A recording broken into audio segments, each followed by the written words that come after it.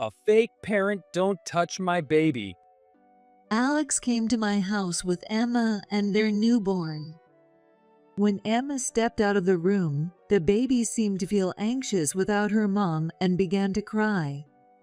However, Alex made no attempt to comfort his baby. Seeing this, I tried to pick up my grandchild, but Alex raised his voice, stopping me in my tracks, and hurled those shocking words at me, leading to an argument between us. Just then, Emma walked back into the room and was stunned by what she saw. You don't know? Emma revealed a shocking truth to Alex, who had just done something unbelievable. My name is Catherine. I'm a 47-year-old pianist. I have a son, Alex. It's been 19 years since we became a family. I've had quite a tumultuous life. Alex isn't my biological son. When he was 3, I remarried his biological dad. In other words, he's my husband's child from a previous marriage. It seems his ex-wife left Alex behind when she left. From the moment I decided to remarry, I was determined to be Alex's mom. I was happy to be a family of 3, my husband and Alex. However, as soon as my husband and I got married, he started seeing someone else and divorced me. To escape from raising a child, he dumped Alex on me. There's no way I can raise a kid. I'll pay you money. So, I'm begging you. He said that and ran off to his mistress's place, refusing even to meet us. I tried visiting several times and explained the situation to his mistress, but she threatened to call the police and shut the door. I also went to explain things to his parents, but they treated me the same way, leaving me completely helpless. Everyone just kept passing Alex around. Feeling utterly lost, I even thought about putting Alex into foster care. But seeing Alex cling to me, crying and refusing to let go, I just couldn't abandon him. Even though only a year had passed since I married my ex-husband, Alex was so honest and pure at that time. Having never been properly loved by his real parents, he probably felt he could trust me for taking care of him. As I threw myself into raising him, he grew very attached to me. Because of that, I decided to raise him myself. I ended things with my ex-husband on the condition that he'd pay alimony and child support, and I committed myself to protecting and raising Alex. However, when Alex became a college student, he saw my photo album I had in my room and found out he wasn't my biological son. Realizing that his dad had abandoned him, Alex became reckless and started taking out his frustrations on me. Whenever something upset him, Alex would throw things at me, and sometimes he even destroyed the walls. He probably couldn't forgive me for keeping everything a secret. Every time he acted out, he hurled insults at me. Please, Alex, stop this. You're going to destroy my house. Shut up. You're not even my real mom, so don't act all high and mighty. Now that Alex was in college and had grown stronger, there was no way I could stop him. He destroyed everything in the living room. If you're not my real parent, then I don't have any reason to listen to you, right? Don't try to control me anymore. He left me with those cruel words and disappeared into his room. This led him to stop going to college and to get involved with bad boys. He hardly ever came home, leaving me feeling completely helpless. It might be hopeless. The one who saved me was Alex's childhood friend, Emma. Emma was a student at my piano school and also Alex's girlfriend. She was such a good girl, far too good for Alex, and she often tried to reason with him. Thanks to Emma, Alex eventually turned his life around and started attending college again. Because of that, he managed to graduate college and got a job at a factory. He and Emma even got married. But things between Alex and me remained strained, and he barely spoke to me. I'm only around you because of Emma. If it were up to me, I wouldn't even want to see your face. He continued to treat me coldly. Emma tried many times to convince him, but it seemed this was the one thing he couldn't compromise on, and his attitude towards me never changed when they were alone. How long is Alex going to keep up that attitude? He's an adult now, a working professional. It is time for him to change his attitude. Thank you, Emma. You've had to deal with so much, even before you got married, and now, even after, you're still putting up with this. I'm really sorry. Don't worry about it, Catherine. My parents and I know how hard things have been for you. Besides, the reason I love playing the piano is because of you. This doesn't even begin to repay you. Emma's smile as she said this warmed my heart. Hey, Catherine, can I see that piano again today? Of course. Emma's favorite is the crystal piano in my practice room. I use it only once for a performance, but Emma happened to attend that concert as part of a school event when she was a child. Since then, she's been absolutely in love with the crystal piano. She'd often peek at it to boost her motivation for practice. One day, I'd love to let the kids hear the sound of that piano. When you become a preschool teacher, Emma, I'll come to your school and give a concert. Really? Emma's dream is to become a preschool teacher, and she's almost finished with her degree. Just as she was pursuing that dream, Emma discovered she was pregnant. By the time they realized it, she was already past 22 weeks, so both Alex and Emma decided to go through with the pregnancy. After the stable period passed, they got married, and from there, it was a whirlwind. They prepared for their baby goods, attended checkups, and handled paperwork, and time flew by, and suddenly, the birthday was here. And today, I'm going to meet my grandchild for the first time. I couldn't visit during Emma's hospital stay to give them some space, but she called after being discharged and said they'd be coming over with the baby. Alex would be coming too, and I couldn't help but feel a mix of nerves and excitement. Since then, Alex and I have managed to maintain a somewhat decent relationship, though it's still not perfect. He still doesn't speak to me much, but at least he stopped hurling insults every time we see each other. I thought he had finally matured, but reality, as always, was more complicated. As I finished preparing to welcome them and took a moment to catch my breath, the doorbell rang. It's finally happening. I headed to the door, my heart racing with excitement. Welcome. I slowly opened the door and looked up to see Emma holding a small baby girl wrapped in a swaddle, gazing at her lovingly. Hello, Catherine. Emma's expression had softened, and she looked more like a mother now after giving birth. Since Alex was parking the car, I invited Emma and baby girl into the living room. Congratulations on the birth. It must have been tough. Here, I got some baby clothes as a gift. I didn't know the gender, so I picked something that would work either way. Oh, how cute. It's perfect, especially with summer coming. Oh, my baby, this is Catherine. Emma continued to call me by my name instead of Grandma, because she wanted her baby to remember my name. Sorry to keep you waiting. Alex came in a little later, and for some reason, he sat down between me and Emma, almost as if he was trying to keep the baby away from me. Hey, if you sit there, I can't see her cute little face. It's fine. I want to sit here. Although our relationship had improved somewhat, it still wasn't fully mended. Now, with Emma around, he's a bit more tolerable than usual.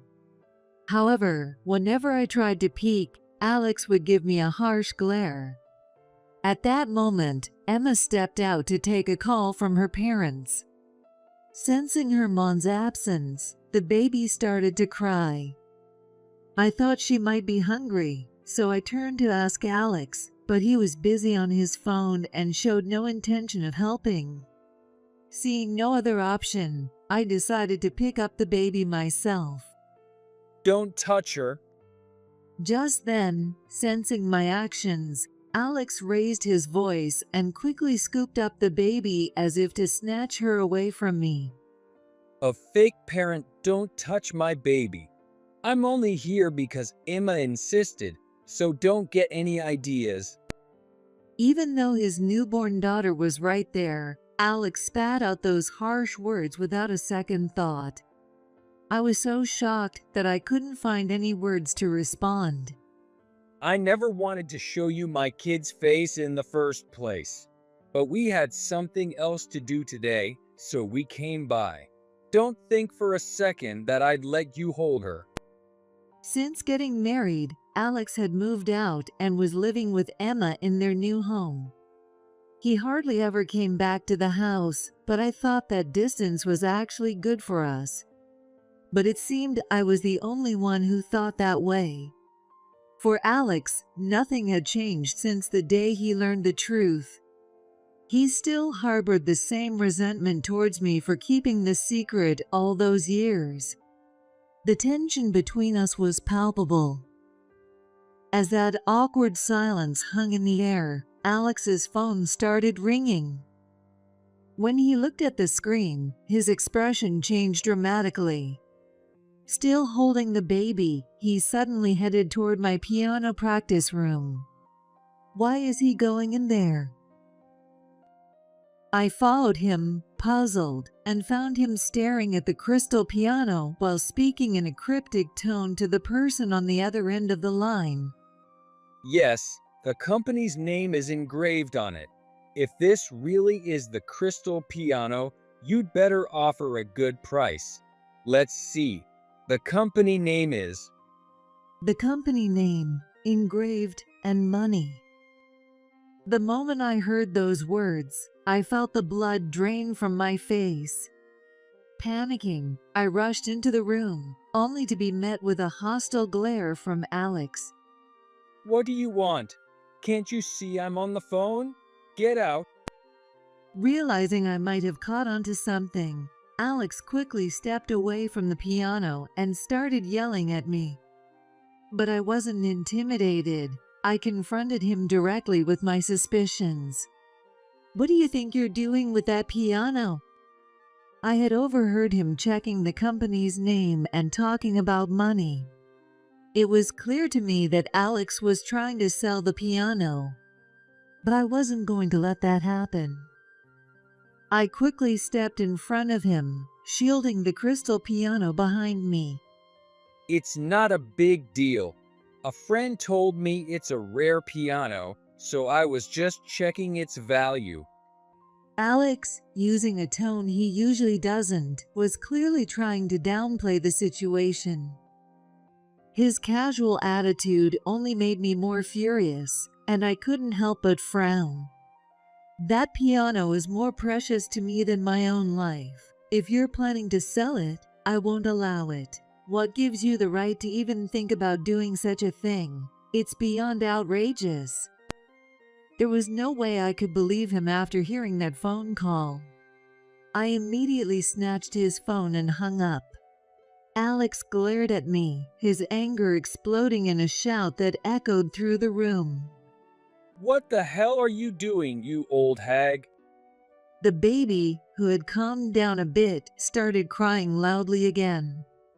Don't you dare sell that piano without my permission. It belongs to me. What right do you have to do something like that?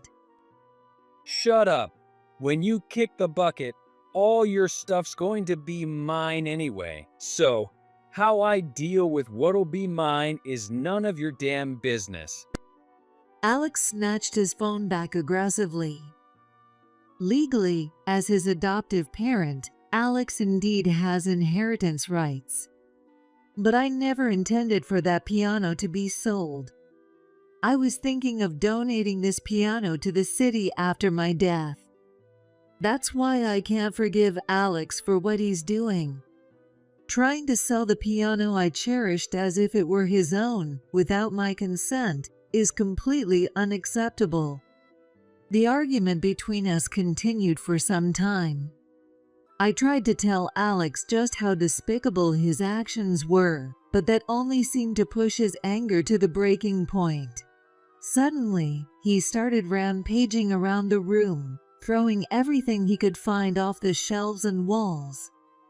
Don't you dare tell me what to do, old hag. What's the point of all this junk? I'm just trying to make better use of it, so don't you dare mess with me. Holding my grandchild, I felt the danger and desperately tried to stop him, but his strength was overwhelming. There was no way I could match the strength of a grown man, and my trophies, certificates, and everything else came crashing to the floor. Alex, stop! Please, just stop! My grandchild, who was in his arms, cried endlessly in terror, turning the house into a scene straight out of hell. Someone, please help. At that moment, a loud cracking sound echoed through the room, and both Alex and I froze. When I looked over, I saw that a trophy Alex had thrown had struck the crystal piano. A crack had formed where it hit, and part of the piano was chipped. At that moment, I felt something inside me snap. Emma, hearing the commotion, rushed in and was left speechless at the sight. I heard some loud noises from outside. Are you okay? Wait, what happened here? Mom took my phone and started yelling, so I got pissed off but it's no big deal. We can just take it to a repair shop and it'll be fine in no time. Alex, perhaps trying to calm Emma down, suddenly switched to a brighter tone and approached me.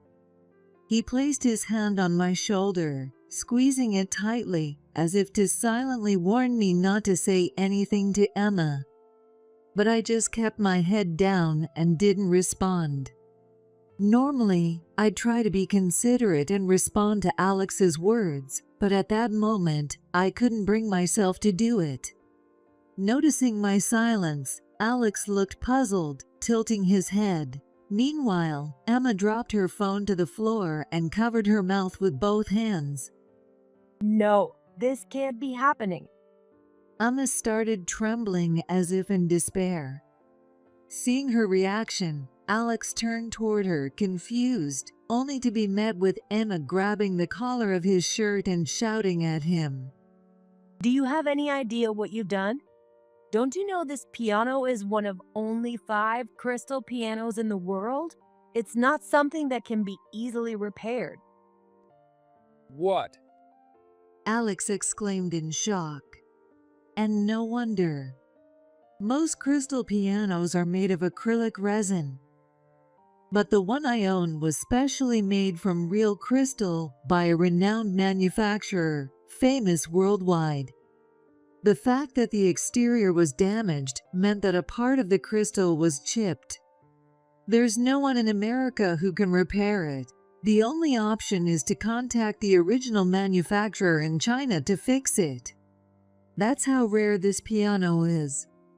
The CEO of that company was so moved by one of my performances that he had it custom made for me as a token of appreciation, asking me to share its beauty with the world. It's not something you can just call a repairman to fix on the spot. Hearing this from Emma, Alex turned pale. And then Emma dropped another bombshell. And you think fixing it will be cheap? Do you have any idea how much this piano costs? $3 million. That's how much. There's no way the repair costs would only be a few $100s. $3 million?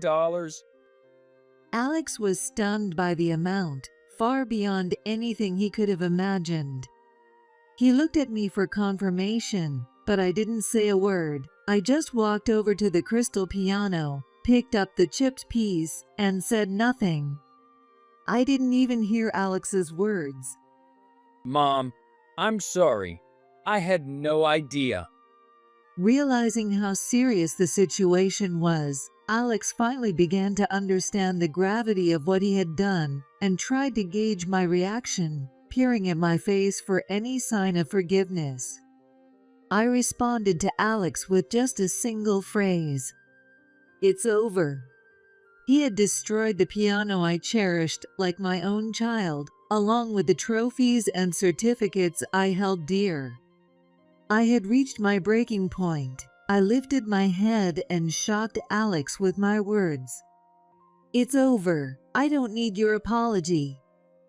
Alex, taking my words at face value, sighed in relief, his hand resting on his chest as if a weight had been lifted.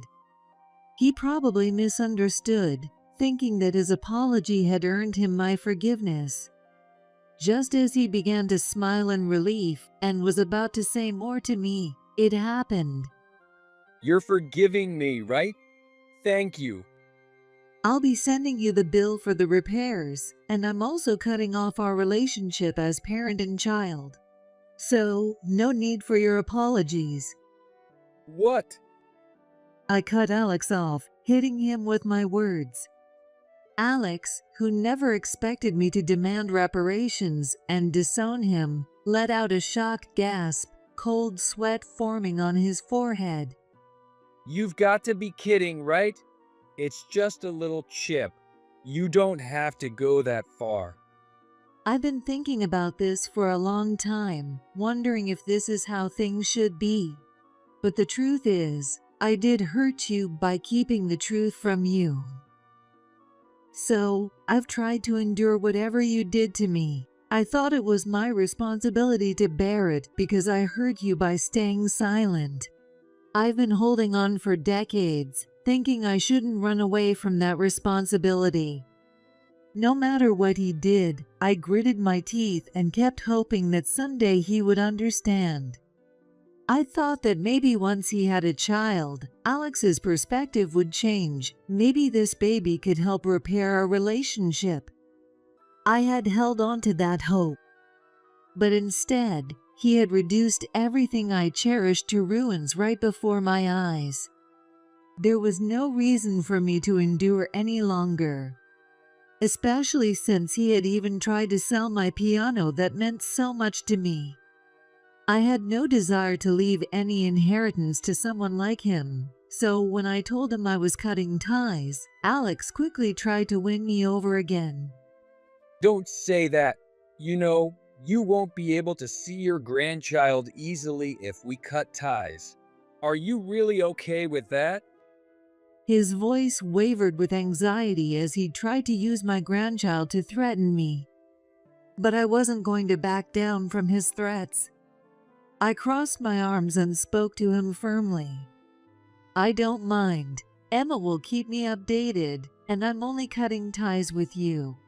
This has nothing to do with Emma or my granddaughter." That's no right.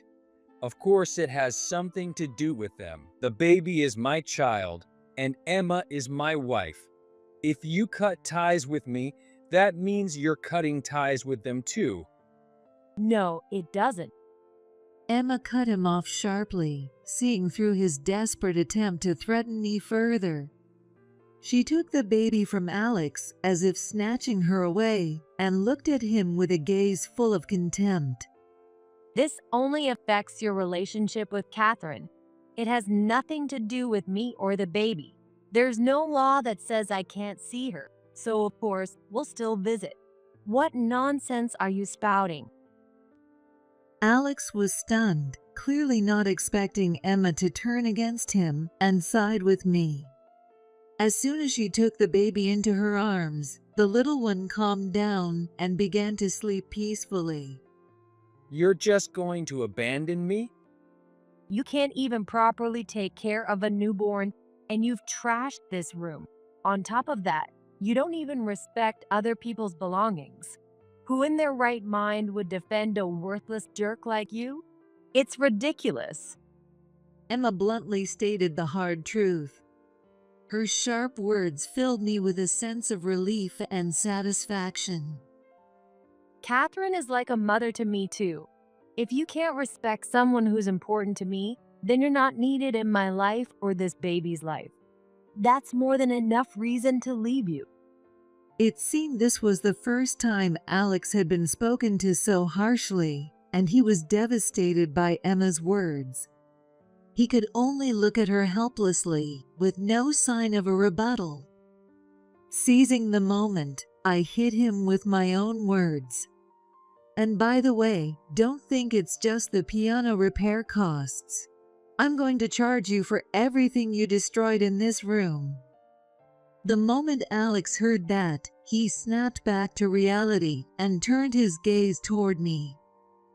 If you do this, it'll make life harder for Emma and the baby. Is that what you want? I couldn't believe he still thought he could continue living with Emma and the baby. Emma, who had been listening beside him, was just as shocked, her mouth hanging open in disbelief. You're only supposed to punish me, but if you demand the repair costs, it'll affect Emma and the baby too. Is that really what you want? Aren't they important to you? Hearing this empty threat, I couldn't help but sigh. He probably thought this would make me back down. But that wasn't going to happen. Because it wasn't me who responded, but Emma. Don't assume we'll be the ones who suffer. I'm divorcing you. We'll be just fine. What? Alex was thrown off balance by Emma's mention of divorce. I was astonished that he hadn't noticed this was coming, even after hearing the conversation. Divorce? What kind of nonsense is that? We just had a baby, and this is the time to work together as a couple. How can you even think of splitting up now? And you think a man who still destroys things in a fit of rage, even with a newborn in the house, is someone we need as a father? Alex desperately tried to convince her otherwise, throwing out arguments left and right. However, as each of his arguments was systematically shut down, the color gradually drained from his face. No matter what he tried to say, Emma counted his words, and to top it off, he realized that I had completely abandoned him. Realizing that he was no longer needed, he suddenly began to panic. You've been blaming Catherine for staying silent all these years, throwing tantrums in the house like a child. Do you even know how old you are? You're not some kid who doesn't know right from wrong anymore, yet you still act like this. Who needs someone like that around? We're better off without you. Faced with this harsh reality, Alex shook his head in denial, as if trying to escape the truth. It's unthinkable. If I imagine my own child doing something like you, I'd be devastated. So, it's over. I'm divorcing you. Emma glared at Alex with a steely gaze. Please reconsider. Never expecting things to come to this, Alex desperately apologized and begged Emma to reconsider. I don't want a divorce. I don't want to leave you, Emma. That's impossible. You still behave like this toward your parent who raised you. Who could trust you to take care of a child? You have no trust, no reliability. There's no point in staying married to someone like that. It was a perfectly reasonable statement. However, Alex had never been spoken to so coldly by Emma, and the shock left him utterly defeated. He looked down with no answer. I'm glad I found out your true nature before my baby grew up. I thought you had matured and settled down, but it turns out people don't change that easily. I've learned that the hard way. At that moment, I noticed how much pain was etched on Emma's face. She must have placed her hopes on Alex as well. She had hoped that having a child would turn him into a loving father who cherished his family, placing her last bit of faith in him. But instead, he had utterly betrayed her trust and destroyed something so precious to someone else. Emma was the one who was truly heartbroken. Just thinking about what she must be feeling made my heart ache. But Alex remained silent, oblivious to her suffering. Unable to bear it any longer, Emma finally asked him, Why did you go on such a rampage? Well, Alex averted his eyes uncomfortably. That makes sense. He couldn't possibly admit that he had been caught trying to sell the piano and lashed out in anger as a way to vent his frustration. However, Emma wasn't going to let Alex off the hook that easily. If you don't speak up, I'll make sure all our friends know about this. Realizing he had no other choice, Alex finally confessed. I was trying to sell the piano. The moment he said that, Emma flashed a frightening smile and covered our child's ears with both hands. Could you cover your ears for a moment, please? Then she turned to me and smiled. What is she going to do? I wondered as I watched. Emma took a deep breath and then, to my surprise, yelled at Alex with a voice that shook the room. I thought you said you paid off that debt. Alex let out a small scream, collapsing to the ground in fear, visibly shaken by the force of her voice. Even I, standing nearby, was shocked by the intensity of her outburst. You told me when I was pregnant that you had some stupid gambling debt, but that it was paid off so we could get married. What? It turned out that Alex had a debt of $60,000 right before he married her. He had lost badly in gambling, and in an attempt to recover, he kept gambling, racking up a $60,000 debt. Alex, believing he couldn't marry Emma without paying off his debt, lied to her, claiming he had settled it and planned to sell my piano to cover the remaining debt. When I heard this, I trembled with anger, glaring at Alex. No, I wasn't really trying to sell it. I was just curious about how much the piano was worth, so I checked. I wasn't planning to sell it to pay off any debt. Alex forced a nervous laugh, trying to cover up his intentions. Frustrated, I demanded that he show proof of repayment. Then show me the receipt that proves you paid it off. What? If you've paid it off properly, you should have a receipt. Show it to me. Well, I didn't get a receipt, so I can't really prove it. Alex mumbled, avoiding eye contact as his eyes darted around the room. Seeing his pathetic behavior made my anger boil over, and I could feel the veins pulsing at my temples. Don't even think about trying to lie your way out of this. You can't fool me. Alex had never been yelled at by me before, and he let out a pitiful cry. The more he spoke, the more my frustration grew. I never wanted to throw my past kindness in his face, but after being repaid with such betrayal, there was no way I could forgive him. I'm done thinking of you as my son. What do you mean by that? Ignoring his question, I took out my phone and immediately contacted a lawyer I knew. Oh, you can come right away? Thank you. That's a big help. Who are you calling? A lawyer I know. They'll be here soon, and we'll discuss everything with them. Hearing this, Alex's lips began to tremble. He probably realized what was about to happen. Desperate, he clung to my legs, crying and begging for forgiveness. Mom, I'm sorry. I was wrong. I won't sell anything, and I'll pay for the damages. Even if it takes me a lifetime, please don't dissolve the adoption. No matter how much he cried and pleaded, I had no intention of forgiving him. Having finally made up my mind to end our parent-child relationship, I spoke to him without hesitation.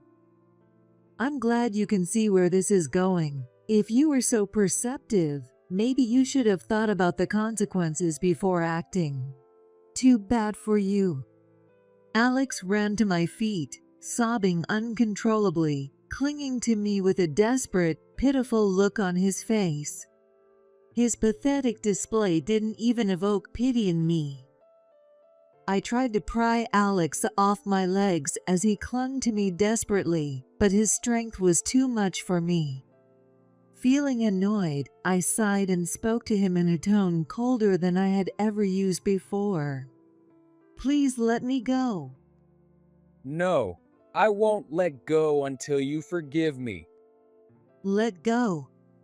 The sudden change in my tone startled Alex, making him flinch and look up at me in fear. I gave him a cold stare, and Alex took his hand off my leg as if he were frightened. No matter how much you apologize, I have no intention of forgiving you. It's pointless. Paying for what you've done over your lifetime is the bare minimum, and it's not even a condition worth considering. No way.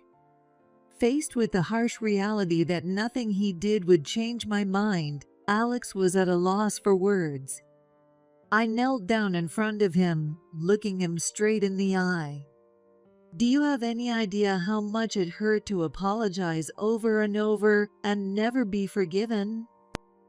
Thinking that agreeing with me might save him from being disowned, Alex's tear-streaked face lit up with a glimmer of hope, and he nodded desperately. I understand. I really do. I realize now how terrible I've been. I'll make up for it from now on, so please. Then do me a favor and don't ever show your face to me again. What? His voice was high-pitched with disbelief. I delivered the final blow to crush his hopes completely. To be honest, I don't want to see your face anymore. I don't want anyone to know that someone as pathetic as you is related to me. So, we're going to dissolve the adoption. You're on your own to deal with the debt you've accumulated. No. Realizing it was all over, Alex collapsed to the floor, and shortly after, the lawyer arrived. After that, Emma and I discussed the future with Alex in my home, with the lawyer present. However, Alex refused both the divorce and the disownment, throwing a tantrum and becoming uncontrollable. We had no choice but to call the police. He was arrested for property damage. Emma and I didn't want to deal with Alex anymore, so we left the rest to the lawyer. When the lawyer informed him that if he continued to refuse the divorce and disownment, it would have to go to court, Alex, who didn't have the money for that, finally gave up. He agreed to our demands. We decided to sue him for several $100,000 in damages for the property destruction, harassment, and all the other despicable acts he had committed. Since then, Emma has been working as a pianist at my music school. Being a single mother and taking care of her child is incredibly challenging. So I suggested she teach piano to the children at my school during her free time while raising her child. We even perform together now. Children who come to our performances are drawn to the crystal piano, just like Emma was back then, and many of them have started attending our school. One day during a performance, Emma and I played a duet on the crystal piano. Our perfect harmony caught everyone's attention, and we were featured in the local newspaper. From there, our reputation gradually grew, and now many children come to learn at our school. After that incident, I tearfully apologized to the CEO of the company that made the crystal piano. He immediately brought a repair team to the US to fix it. And within less than a week, they had repaired the piano. In return, he asked me to perform in China, offering to waive the repair costs in exchange for a free concert. Moved by his generosity, I decided to take Emma and my granddaughter to China next month. Emma and I laughed as we talked about recording the performance, so that one day my granddaughter would also come to appreciate the beauty of the piano.